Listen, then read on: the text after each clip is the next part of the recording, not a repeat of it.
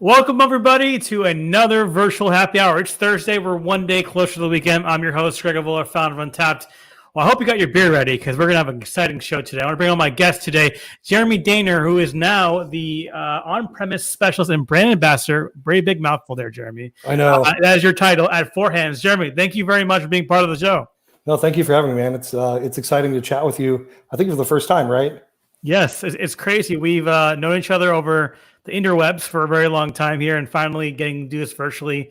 We were talking before the show. It's like, why haven't we done this before? But now we're doing it. It's all here. It's all good. So excited to have you on, Jeremy, and excited to drink a beer with you. Sure. I'm drinking Citywide from Four Hands, of course. Awesome. Very cool. And I've got, this is a beer called Kind Kitty. It's from Robahak. I'm butchering that name there. It's a collaboration with Hands Brewing. It's also a beer that my good friend Paul Shim, who were on Tuesday, has sent me for a brewery up in Rochester, New York. So super excited to have this. So if you're out there right now and you got a beer in your hand, hopefully you do. Well, if you don't, go get one and bring it over to watch with and crack it open, and we'll pour it into your glass, drink out of a can. Make sure you check in your beer on Untapped, and make sure you tag your venue as Untapped at Home. It's a great way to show everyone out there that you're being safe and you're checking in at home. That's the safest place to be at this time. And it's a great place also to see what all your friends are drinking as well, and what the trends are all across the world. So thank you, Jeremy, for being part of the show. Cheers, everybody out there, and thanks for watching, and enjoy your beverage. Tasting. All right. Let's get right into it, Jeremy. Sure. People don't know who you are. That's kind of I tweeted earlier that you were a world famous person, and you are, so it's all good. But tell us what you're doing at Four Hands and a little bit about your backstory, how you get started in the industry. Yeah, so I am currently the Kansas City on-premise specialist, which is a fancy way to say sales guy for Four Hands in Kansas City, but I just have bars and restaurants, and I focus more on kind of craft beer bars and bars that have bigger selections of beers. And I'm also a brand ambassador. So back when going to beer festivals was a thing, or hosting events or dinners or anything related to kind of interacting with the people who sell and drink and enjoy our beer is part of what I do. So a lot of events. I started working for my first brewery I ever worked for back in 2005, like November of 2005. That was a small brew pub in Kansas City called 75th Street Brewery. I worked there for a couple of years before I bounced to Boulevard. I was at Boulevard for almost 12 years, around 11 and a half years. And then, so it would have been 2008 until summer of last year. And then August of last year is when I crossed over to Four Hands. Awesome. How did you get into the industry? Obviously, you're well known on the internet and social media and things of that nature around the beer, but how did you get into this space? Where did that kind of start from you from a craft perspective? Yeah. So, I mean, I fell in love with craft beer actually on my 21st birthday. I had a buddy who was a brewer at a brew pub chain called Hops. They were based out of Florida, and I don't think any of them are still around anymore, but he invited me down to have lunch and buy me some beers on my birthday. And as I was walking in, I noticed him climbing out of the work kettle after finishing up his day. I didn't know it was a work kettle then.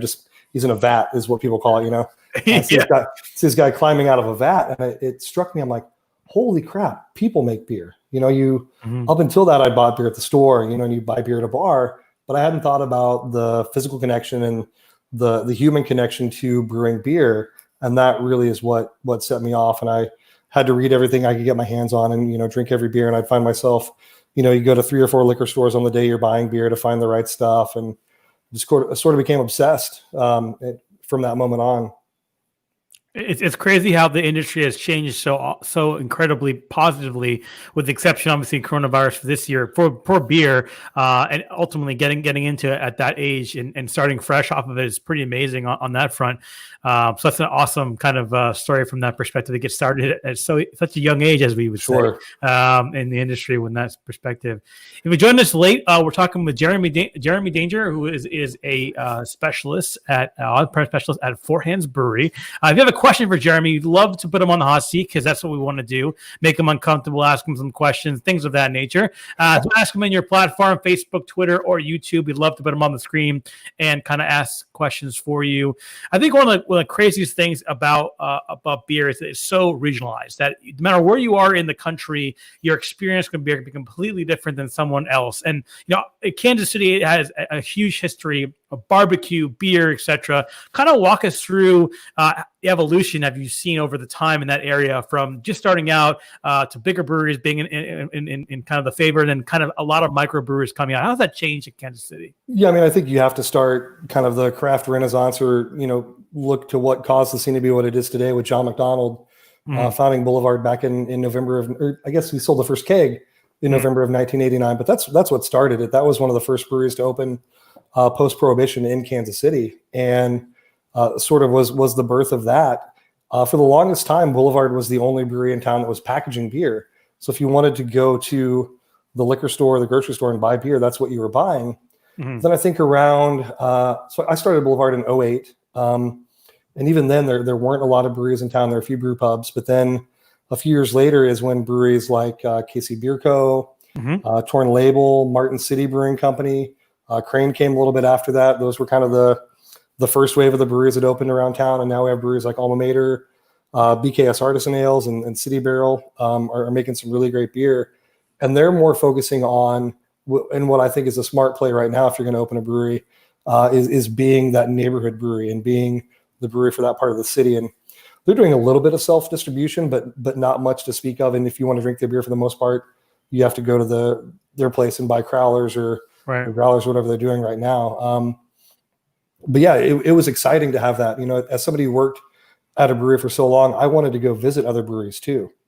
That's part of the fun of being part of that. Right. Being part of the brewing industry is going and seeing your buddies and supporting other local breweries. So the entire time I was working at Boulevard, I'm just waiting for, come on, I want someone else to open up so that we can, celebrate that and grow the scene. And I think we're up over 25 to 30 breweries within the area right now, which is a huge growth from even just 10 years ago. It's crazy to see the growth everywhere you go. I mean, ultimately, it's kind of a weird question to ask, obviously, within COVID. But if you had someone that wanted to visit Kansas City, what would be the top couple of breweries that are up and coming that you will be someone to probably pay attention to when they visit? Sure, I would say Alma Mater for sure. Alma Mater is run by a couple, Nick and Tanya, and Nick was a former bartender at Boulevard. He moved to Denver and learned to brew at Cricket Stave.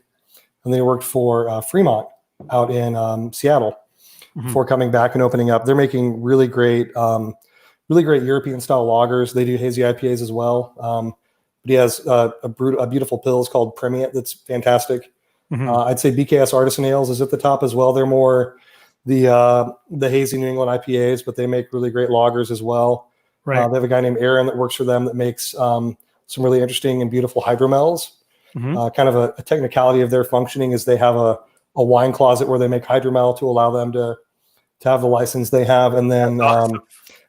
Like, here's our wine closet, this little spot, but what they make it's good. It's quality. It's not just to make and dump. And then City Barrel is probably another one that I would call out. They opened in the Crossroads, and they opened a brew pub, and it was so funny. All the breweries that have opened around the country and in town were tasting rooms. And then they opened a brew pub, and people were like, it's weird. I want to go there, but you have to wait for a table because people are eating. And you're like, you guys forgot brew pubs were a thing, Kind of the local beer dorks are like, is it okay to just sit and have a beer? Do I have to have dinner? Like, hey, do whatever you want. But it was so funny that this model that kind of went away for a while came back and totally confused everyone. But yeah, they do some really great sour beers, really good hoppy beers. And their kitchen they have there is incredible. A really good spot for dinner. Awesome. Well, we got a lot of questions coming in. I want to put them on the screen for you. I guess one is, I'm pretty sure this is going to be a great question for you here. This is from Jung Pop. It says, Jim, what's your favorite white beer to enjoy while watching the White Sox beat their own? Oh man. You know what, dude? I would love to drink a beer and watch any team beat the crap out of the Royals right now. just to watch any game would be amazing. But I do, it's what I'm drinking right now. But out at the K, there's a bar called Craft and Draft that's sort of like a craft beer bar at a baseball stadium. I think they have 25 beers on tap and another 50 to 70 in cans. And Citywide is one of the beers they have in cans there. So it's fun to drink at Citywide. if I go with buddies and somebody hands me a generic lager, I'll drink that too, man. I'm just really happy to have a beer at a ball game. Yeah. I would drink anything right now, but if I'm picking and I have my chance, I'm going to drink a citywide out at the K. And Yeah. like I said, I don't care how bad we get beat or how much we win by. I just love to be there. Yeah, we were talking earlier on the show about how like we're all seeing pictures of our year ago on Facebook or Instagram, and they're all at baseball parks. So it's kind of like bittersweet. Instagram, stop doing that, man. It's hurting us. It's brutal, dude. It's so brutal. Here's another question we have from Ross Stewart, and he asked, "What is your favorite beer style, and what do you see the biggest beer style over the next 12 months?" Oh man, I don't know if I have a favorite style. I think I have characteristics that are my favorite. I like beers that are dry. Mm-hmm. I typically like beers that are lower ABV in the 4.5 to 5.5% range. I like beers that have fruity Belgian esters, and I like a touch of acidity. So I like farmhouse saisons. I like dry hop, kettle sours. But yeah, if I had to pick a style, it'd probably be like a tart saison is what I really, really enjoy. Mm-hmm. And then as far as what I see over the next 12 months, I always laugh when I read, magazine pieces or beer website pieces about like, it's the year of the lager and people are taking a risk in brewing lager because 90% of the beer that's consumed in the world is lager. So I think I always think it's so dumb to be like, they're really innovating with this lager. But I think, especially what I've seen just in what we're selling more of right now, is people are wanting beers that are approachable and drinkable again. Yeah, agreed. They're still drinking hazy IPAs are going crazy, but I'm seeing less demand for kind of our bigger beers, and people want like, do you have something like a Kolsch? Do you have a good, clean West Coast IPA, sort of comfort beer? So I see brown ales, as the weather cools off, I see brown ales and dunkels and that kind of stuff, things that are more malt forward, less bitter, but also beers that require, and not to minimize, what a good beer can be or can do, but beers that don't require all this focus to be enjoyed, especially as, we're doing these Zoom calls with people. And I've had Zoom calls where I'm surprised how many beers I have during the Zoom call. Because when you see someone pick up the beer and drink it, you drink it too. But things that are sessionable that you can just appreciate with people again, I think as we get back to whatever, and it's so cliche to say this, but the new normal or whatever the new normal at the pub looks like, I see it being less about talking about the beer and focusing on that and more about connecting with people over beers that we find comforting. Yeah. Agreed. I think it's an interesting perspective. I've been getting more into lagers and pilsner myself. It's just easy drinking beers. It's just it feels right in this situation. So that's a great question, Ross. Thank you so much for asking that. Let's go to another one here. This one is from Aquavert Greenworks, and he says, "Forehand was the first place I tried a good canned craft cocktails. Do you think this is a scene that will take off in the coming years, like seltzer?"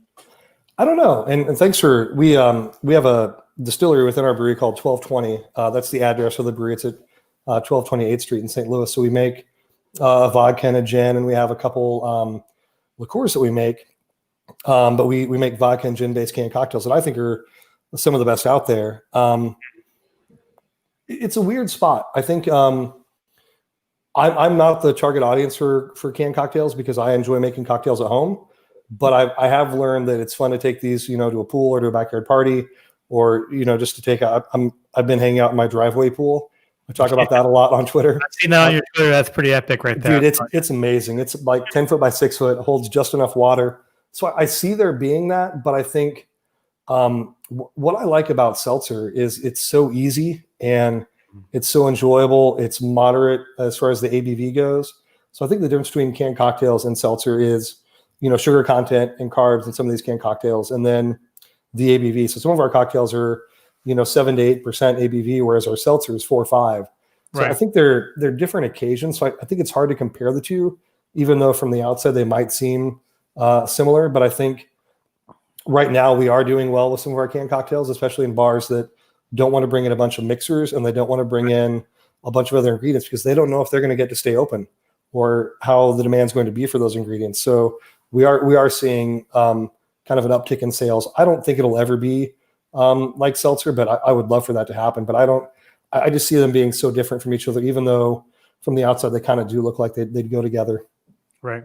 You've seen a lot of different people and breweries and put together craft cocktails and cans and things of that nature. So it's interesting to see your perspective there. And thank you so much for your question around that there. If you joined us late, we're talking to Jeremy, who is a on-premise specialist.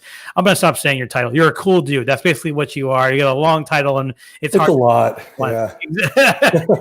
Hands Brewing Co. out in Kansas City. And if you have a question for Jeremy about anything to do with beer related in Kansas City or any other questions you might want to ask, let us know on your platform, YouTube, Facebook, or Twitter while you're watching this. And we'd love to put it on the screen here. Here's another question here coming in from, we'll pick this one. This one is for your good friend again. Back up here. Any plans for a forehand to create a driveway pool beer? If you haven't seen this, by the way, you got to go to Jeremy's Twitter. It's Jeremy _ last name at Twitter. And you'll see a lot of pictures of his driveway pool. So what do you think? Is something in the pipeline for forehand? I mean, I think this is like the joke about the personal pan pizza, where every pizza is a personal pizza if you try. And I think every pool is, or every beer is a driveway pool beer. There was a bar owner locally that wanted to make a beer called I think he wanted to call it Hillbilly Hot Tub, but I think I like driveway pool better. I do as well. It comes off your tongue. It's great. It's definitely something that's in there. Like we mentioned before, you work for Hands Brewing. I want to know about distribution, obviously. How far out do you guys distribute? And if you're watching, it'd be helpful for them to know exactly where they can pick up your beer if they wanted to. Where's your distribution map from that perspective? Sure. So obviously we're statewide in Missouri, which is where we sell most of our beer. We sell a huge percentage of our beer in St. Louis, which is our home market. Yeah. Kansas City is our number 2. And then we're actually in Chicago. And then, of course, we're in Illinois in the St. Louis area. We just opened distribution up in Wisconsin last summer. We have some beer in Tennessee. We do a little bit of beer in Oklahoma. And then we do kind of some strategic like drop distribution or one-time sends of fancy beers. We'll do that to the Boston area or Philly here and there. If you go to our website, there's a menu, I believe, in the top right corner that says distribution, and it'll show you everywhere that we are. But for the most part, we're a Missouri brewery is where we sell a lot of our beer. And then we do some online distribution through Tavoir.com. They have the ability to ship our beer, which is something that we don't currently do right now. Very cool. We're also in Kansas. Sorry, I should have mentioned Kansas as well. It's right now. Yeah. It's one of those things like when I say Kansas City, to me, I'm saying, the Kansas area as well, but I should be clear that we're also in the state of Kansas. Yeah, it's a very good point here. Obviously, Kansas City, it's in both places here. Yeah. For outsiders from that perspective, unrelated to beer, I mean, you probably have to explain that 1,000 times to people that are not from that area. Like, yes, it's a pretty major city, and yes, this is in 2 different states. Yeah, you want to know about that? I mean, it's got to be something you talk about at least. I mean, yeah, it's an imaginary line that's really an impediment to progress as far as commerce goes. The mayors in the 2 cities have talked about how stupid it is that this imaginary line complicates business, but we cross over back and forth so many times that I don't think about being in Kansas or being in Missouri. I'm in Kansas City is where I am. Exactly. It's kind of like being in DC, Exactly. It's pretty nuts. That's very interesting. I always wanted to ask those questions, but now I have the answer for it. Let's go back to the comments here. This one's from the Barley Hopper. This one asks, what do you think the prevailing business model will be for breweries post-COVID? Will we ever be able to drink in bars and tap rooms again? Very somber topic. We were just talking about this before in the pre-show. What do you think about that, Jeremy? I sure hope so, man. At our brewery in St. Louis, we have a couple tasting room spaces that we operate, and we have yet to reopen those. We've been very intentional and very clear that we're taking it slow. We want to make sure we're doing the right thing. So we have a temporary tent installed in the parking lot across the street from our brewery. We put down AstroTurf and have fans and socially distanced spots for people to hang out. In Kansas City right now, having a beer in a bar is something that you can do, but it's far from normal. Everyone's wearing masks and everyone's keeping their distance and lots of sanitation and hand washing and all of that. But I'm not a medical expert. I'm on Facebook a lot. I did grow up in a small town, but I don't know, man. It's hard to think about that. I hope that we do that, but I also hope that we learn things from what we're currently going through, and not just for business models, but for all sorts of work environments. You don't have to be in the same office as a bunch of people to be a productive employee and to get things done. And you don't have to be in a classroom with everyone. So I hope that what we're learning from all of this is that proximity is a barrier that should be removed as far as access to employment and education. But yeah, I mean, like we were talking before we started, I want to hug my friends and high five and have a beer together so bad. But yeah, I don't know. I hesitate to say anything at all because the internet's forever, man. Yeah, it's very true. It's very true. We were talking earlier just about the fact that it's very different nowadays when you're watching television shows or movies and people are high-fiving and hugging each other. Like, no, don't do that. Don't do that. So, I mean, it's interesting to see that what drinking is going to look like in the post-COVID era because, it's a very community-based stuff. Obviously, with Untapped, we're in a huge community-based application. People go to bars and restaurants, check in, and things like that nature. So I'm hopeful, just like you are, that things turn around for the best. But I think fundamentally, the aspect of drinking together in a bar will probably change forever based on what we've seen so far. And maybe there's some good that comes out of that with different laws and regulations that change. So distribution may be changing and things of that nature, but it's tough to say what the future holds. I'm not a medical expert either, so I want to go. I want to go to restaurants and I want to go to bars and restaurants too. But I'm just trying to stay home and be safe like everybody else. So hopefully it will get better in the future from that perspective. Yeah, what I do hope sticks around is the ability of breweries and restaurants and bars to sell to-go cocktails and to-go beers in areas where they previously weren't able to do that. I think access to market has always been the challenge for small breweries. So if you're able to go to your brewery and grab, a few crowlers of beer, I think that's awesome. Very cool. Well, let's go to another question here. This one's from C. Grant Medeli. Sorry if I pronounced that wrong. What's the best regional beer that we aren't getting in Missouri? So this is Grant, and Grant and I were roommates together at the Missouri Fine Arts Academy back in 1998. Nice. And we had the strangest 3 weeks that a junior in high school can have in this very arts intensive environment. Grant, by his picture, is a sax player, and I was there for theater and improv. I think the best regional beer we're not getting in Missouri, and I think this is kind of an easy answer, is Allagash Brewing out of Portland, Maine. Mm-hmm. Their beers are so good, man. I feel like if you've ever been a brewery, you have to talk about how good Allagash White is, but it is that good. It is. It's such a great, clean, drinkable beer that introduces people to Belgian style. So yeah, if I could pick one brewery that we're not getting in Missouri right now, it'd be Allagash for sure. I think it's crazy you bring up Allagash here as a Northeasterner. That's become a staple beer of my entire drinking career. I never, ever thought of it as something that is hard to find or why it's not there. I just kind of assume that it is. And it's kind of crazy to see that from your perspective. It's like it's not there. And that's it's an amazing beer. If you've never had it before, it's definitely a great beer for someone just getting into the craft beer scene. But also the Belgian styles, like you mentioned, that's an incredible part of what they do. Yep. And they're great people too, man. Yeah, absolutely. They're great people as well. Let's look at another question here from, I'm going to bring him back on stage again because he's honestly been asking questions here. I mean, what's your recommendation for someone, a college grad or a bit older, looking to join the beer industry? Don't do it. Just spend all your money on beer, man. If you've got a really good job right now, stay with that. No, I think, and I think this is cool that people reach a point in their career. They're like, I want to have fun at work.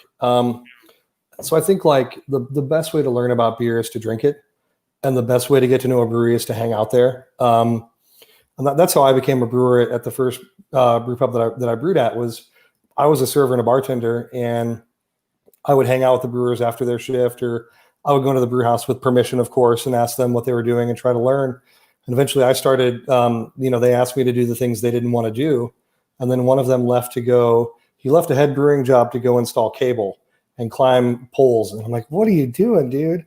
But they bumped the other guy up, and I was able to get this assistant brewer gig. So I think, right now it's tough, but yeah, proximity and showing willingness to do it. Because a lot of people want to work in beer, and a lot of people want to do it for not very much money. So it's very competitive to get in. But once you have the opportunity to get in there and differentiate yourself and show your willingness to work hard and learn, I did horrible stuff, things I didn't want to do. Just, not gross, but just, sticky, hot, wet, and then alternating hot and cold while wet. Mm-hmm. I did all that to kind of earn my keep and begin where I am today, wherever that might be. Yeah, exactly. Well, you talked about, obviously your brewing history. There's a question here from from Michael J here, Tommy here. Says you've brewed before. Any desire to do it again and put your name on it? The more you learn about beer and brewing, especially working for a larger brewery and now being back to a smaller brewery. I do have that desire to be on the brew house again. If I look back and the days I was brewing at 75th Street Brewery, we were on a 7-barrel system and we could do whatever we wanted to, Right. but I didn't know enough to do that. So now looking back, knowing what I know now, yeah, it would be really cool to have the chance to brew on a 7 to 10 barrel system, sort of doing whatever if there was total creative freedom. Mhm. I don't know that I'd want to be a shift brewer again, because it's rewarding. And I learned so much technically at Boulevard. I went from being a cook to being a chef, where I understood, this is the recipe, this is the order to do things in. But if you manipulate the raw materials or the process in these ways, this is how you can, impact the final beer. So I learned so much there that I wouldn't want to just make what's in the box. Or what's weird about shift brewing as well is you go in, the shifts were 5 to 1, noon to 8, or 8 to 5. And no matter what's going on in the brew house at that time, when your relief comes in, you leave and you pass off your brew. Whereas in a brew pub, you that's your batch of beer that you're making, and you make it, and you oversee fermentation, you oversee filtration and conditioning, and you oversee the kegging of that beer. So it's a different ownership of the process in a way. As far as, and this is me being very literal, as far as the name goes, I don't have any desire to have my name on things. I'm happy to be a worker bee. I tried to be a manager at the brew pub and I was terrible at it. So I don't want to be the man. Is not something I want to do. But it's fun to get my way. So I guess if your name is on it, I guess that's the way to get your way. Exactly, right. If your name, look at the name on the door. That's me. So yeah, it's all good. And that kind of leads to another question that's been asked here. It's from Tom Chesney here. It's like, if you're forced to choose one, brewing or operating a tap room, what would you choose from that perspective in terms of your past experience? Oh man, I mean, right now at this moment, I would choose the brewing side. Just to be, if I have to be out a lot, I'm going to be behind a wall.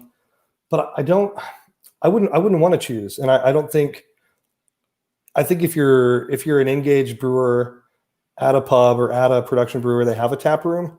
Mm-hmm. I think if you choose one or the other, you're going to miss out. Right. One of my favorite things about working at a brewery that had a tap room is, you finish up your shift and you go sit and have a beer in the beer hall or the tasting room and chat with folks. And I think that's an important thing to do, is to chat with people at the brewery. And build that personal connection, but also listen to them and learn a lot about what they think about your beer. But if I have to pick one right now, like tomorrow, I'm going to work either brewing or operating the tap room. I'm going to be on the brew house, I think. Sounds good. That's a good question, man. I like that. Yeah, that's a great question too. And thanks, Tom. I think you posted some pictures before our last one. Thank you very much for joining again. Ultimately, before we want to wrap here, I want to ask a little bit more about Hands as well, and kind of understand about what you guys are doing from a COVID perspective here, in terms of, are you guys offering curbside?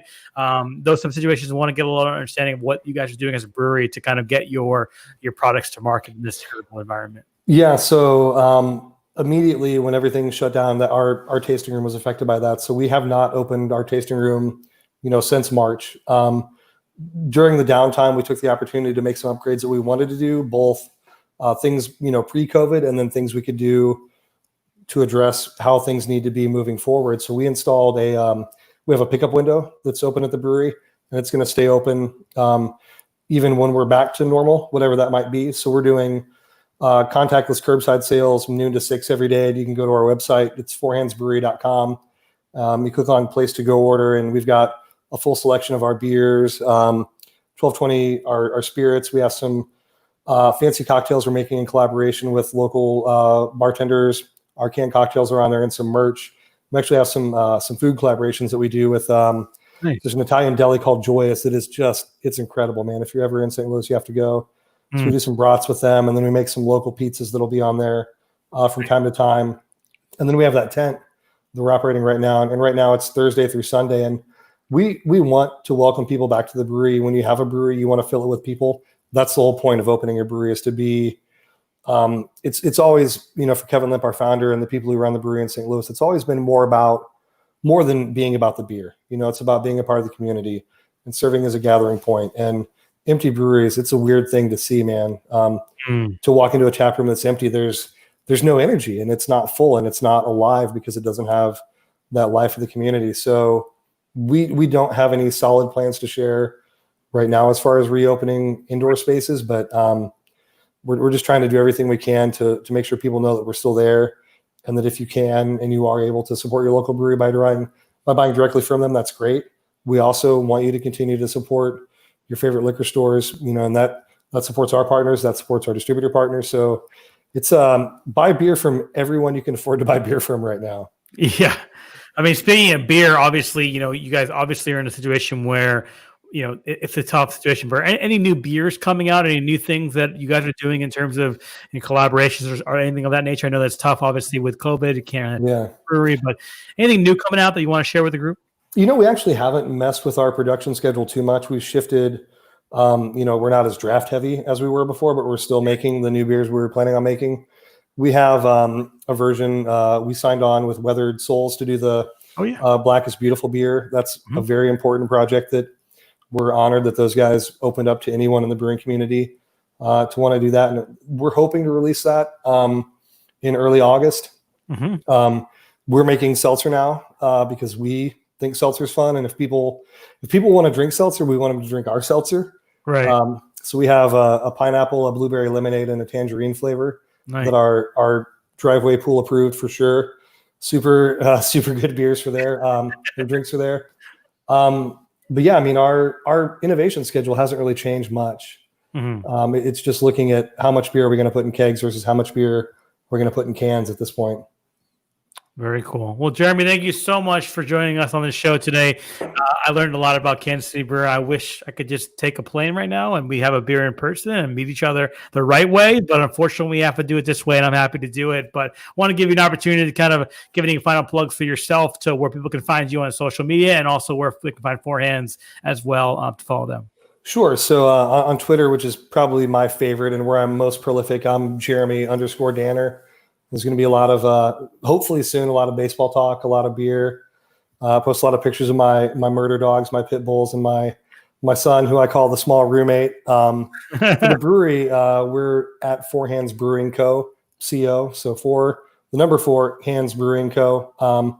That's our handle on Instagram as well, where we share a lot of information and news about the brewery and what's going on. But yeah, I'd love to chat with everyone about beer online. I have an Untapped account. I wanted to look it up before we talked about this, but I feel like I signed on like 3 days after it launched. I feel like it's that close, man. Can you pull it up real time right now for you? Okay. From everyone, I got to find the original name. I think you don't have the underscore in here. No, I don't. Look, drum roll, please, on your join date. It's going to be, you sign up on October 28th. 2010. We launched officially to the world October 22nd. So you're 6 days after we launched, you joined Untapped. I gotta say, you're probably the first non-person I knew professionally that has signed up for Untapped 6 days after that happened. So that's what do I get? Cool thing. So very, very cool. Your user ID is below 1,000. We have over 9 million users now on the service. Whoa. You are 816. User ID. So my social security number is 12. It's not really. Don't steal my identity. You're in the 1,000 club, for lack of a better word, on Untapped. That's pretty epic. Thank you so much for all your support, Jeremy. Yeah, man. Of course. Very cool. Well, thanks very much, Jeremy. We appreciate your time, and thanks for joining us on the Virtual Happy Hour. Cheers, guys. Cheers.